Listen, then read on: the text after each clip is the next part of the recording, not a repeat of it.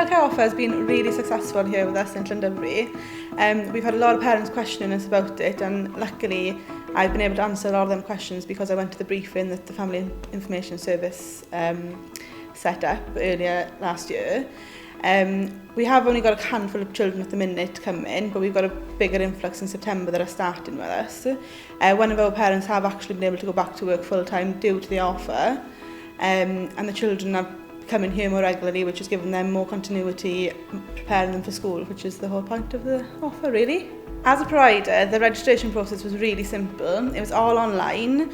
Any queries that I did have, the childcare offer team were available to answer any questions. I phoned them on behalf of parents. They've been able to answer questions straight away over the phone. The payments are regular. There's been no hiccups with them.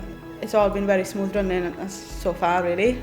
Our Young Dragons After School Club is a lot busier now as well because of this offer, because parents have been able to register for holiday provision through the 30 hours childcare offer, which sees them being able to pick up more shifts over the summer holidays, and the children not losing out and coming to have fun with their friends, really.